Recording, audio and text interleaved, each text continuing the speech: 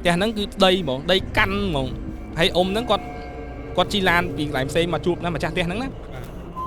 គាត់ថាលោកគ្រូអើយតាមដានលោកគ្រូយូរហើយចង់ឲ្យលោកគ្រូជួយមើលបន្តិចមើលផ្ទះហ្នឹងវាខុសអីវាមានរឿងអីបានភ្ញៀវមកចេះតែមិនចូលដល់ក្នុងផ្ទះខ្ញុំអត់ដឹងស្អីរឿងទេចូលដល់បែរតែឃើញអា logo យ័ន្ត8ទិសគេបិទនៅលើទ្វារបាទកដាដែរហ្នឹងអាកញ្ចក់ហ្នឹងអាកញ្ចក់កដាតោខំកបិតណាបើតោខំកបិតអត់សូវមិនមានរូបហ្នឹងអីមានកញ្ចក់ដែលយើងឃើញ8ជ្រុង8ទិសហ្នឹងបាទវាបែកប៉ុន្តែបែកចំកណ្ដាលដូចគេគប់ដុំថ្មបែកចឹងបាទមិនមែនប្រេះទេណាបើក្តៅអាចប្រេះបាទតែដូចគេគប់បែកអញ្ចឹងយន់តែបែកគឺជាទម្លាប់គឺឲ្យដោះចេញអត់ឲ្យពយួរយន់បែកតែគាត់ថាអត់ដឹងបែកពីអង្ការទុកយូរទៅបែកអញ្ចឹងហើយអត់មានឃើញថ្មអត់មានឃើញអីទេអញ្ចឹងយើងគាត់ថាកតាធម្មជាតិចុះគាត់ថាវាជាចំណុចសញ្ញាណមួយខ្ញុំចូលដល់ក្នុងផ្ទះហ្នឹងមកចំហៀនខ្ញុំថយចេញមកវិញទៀតអញ្ចឹង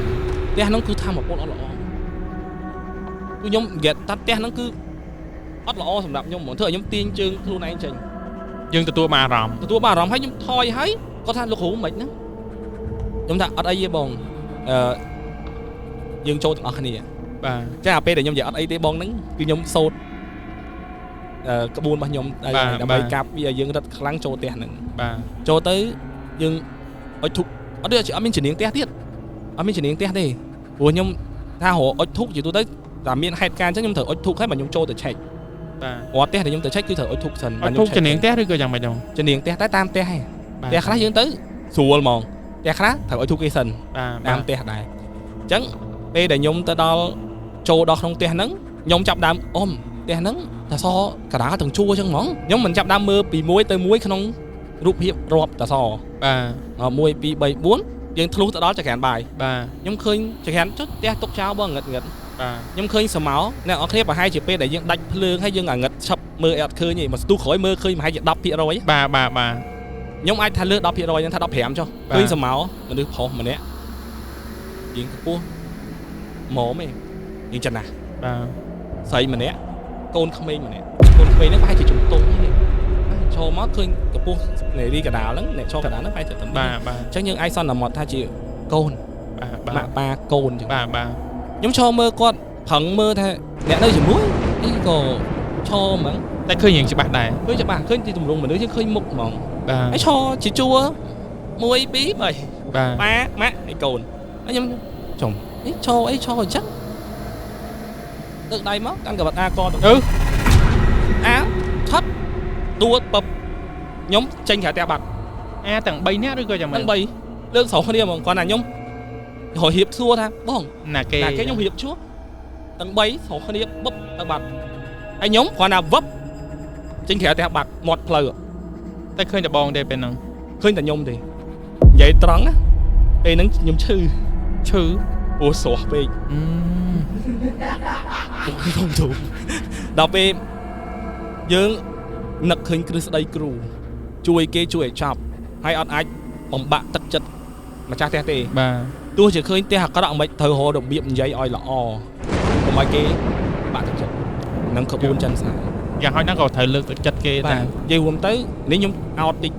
បាទដើម្បីឲ្យរៀងកាន់តែស៊ីជម្រៅហេតុអីបាទខ្ញុំហ៊ានបន្ថយចូលទៅទៀតដោយសារតែអញ្ចេះបងរៀនចិនសែខ្ញុំអត់ដឹងថាគ្រូយ៉ាងម៉េចទេបើគ្រូខ្ញុំគាត់តឹងចេះជំនាញរឿងធម្មតាអ្នកណាក៏រៀនចេះដែរប៉ុន្តែវគ្គតែប្រឡងបញ្ចប់គឺវគ្គដែលគាត់មកធ្វើជាអ្នកភ្ញៀវហើយយើងមើលឲ្យគាត់បើគាត់ទទួលបានអារម្មណ៍ថាបាក់ទឹកចិត្តពេលដែលយើងស្ដាប់យើងនិយាយហើយយើងធ្លាក់ហើយអានោះបន្ទុកសំខាន់ដែរអត់ឲ្យ license យើងចេញមើលទេអូមាន license អ្នកអត់មាន license ក៏មើលបានដែរតែពួកខ្ញុំមេឃដីអញ្ចឹងតែខ្ញុំប្រឡងអត់ជាប់ license ខ្ញុំអត់មើលហ្មងខ្ញុំចាំប្រឡងឆ្នាំក្រោយអូខេយល់អាហ្នឹងគឺសំខាន់មើលហើយត្រូវចេះលើកទឹកចិត្តគេបើនិយាយបន្លាចគេខុសហើយធ្លាក់ហើយអញ្ចឹងខ្ញុំក៏សម្រួមអារម្មណ៍ចូលទៅម្ដងទៀតអត់ឃើញអីទេហើយខ្ញុំទៅមើលអាកន្លែងដែលគាត់ហ្នឹងទៅទៀតគឺអត់មានឃើញឈាមអត់មានឃើញដានជើងអីទេឃើញតែដានជើងចាស់អត់ឃើញថ្មីទេបាទខ្ញុំក៏បន្តឡើងដល់ជាន់ទី1កតុកខាងក្រៅកតុកមុខកតុកមេគ្រួសារកតុកមុខយើងបើកទ្វារមកមានកតុកទឹកខាងក្រៅទុកទៅចំហៀងហើយបានដល់ធំណែណាបើកពឹបម្ដងនេះពលឺចាំងពីផ្លូវមកថ្ងៃចាំងប្អួចមក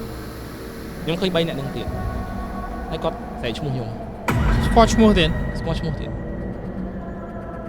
ម្ដងនេះចាក់ពោះ សេចរបៀបមិនបងសុំកាត់ឲ្យបានសេច ឈ្មោះខ្ញុំឈ្មោះម៉ុង បាទ គាត់បើខ្ញុំគាត់អាម៉ុងណាអាម៉ុង និយាយជាសំឡេងឪពុកឬក៏ម្ដាយអ្នកនិយាយ ឪពុកអ្នក ឪពុក ម៉ុងណាអាម៉ុងខ្ញុំចុងខ្ញុំចិត្តយើងអត់និយាយទេព្រោះបងហ្នឹងគាត់មិនឃើញ បាទ មិនស្គាល់ឈ្មោះខ្ញុំងាកមើលខ្ញុំថាមិនស្គាល់ឈ្មោះយកកបិតមកចាក់ពោះខ្លួនឯងដួលទៅដូចតែអាក ទាំង3នាក់ហ្នឹង 3នាក់ ក្បត់ម្នាក់មួយទៅ ហ្នឹងហើយដល់ពេលហើយខ្ញុំថាបងផ្ទះហ្នឹងមិនបាច់លក់ទេផ្ទះនេះអត់បាច់លក់ទេទុកក៏បានដែរគុំយកលុយហ្នឹងខ្ញុំហ៊ាននិយាយថាបើបងឯងចង់លក់ខ្ញុំឲ្យលុយបងឯងវិញលុយដែលគាត់ហៅខ្ញុំមកមើលហ្នឹង បាទ ហើយបងឯងយកថវិកាហ្នឹងទៅរកអ្នកផ្សេងទៀតចុះ បាទ ពីព្រោះខ្ញុំ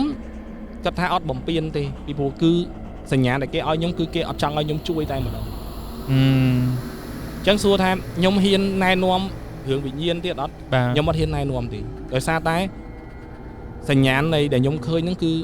វាហាក់ដូចជាដាច់ញ៉ាត់ថាមិនឲ្យជួយតែម្ដង ដាច់ខាតពេក ដាច់ខាតពេកក្រោយមកខ្ញុំចាប់ផ្ដើមយករឿងហ្នឹងទៅនិយាយជុំគ្នាពួកម៉ានិយាយចុះនិយាយឡើងដល់ហើយរឿងដល់ទីតាំងពួកម៉ាខ្ញុំឯងអត់ស្គាល់វាទេ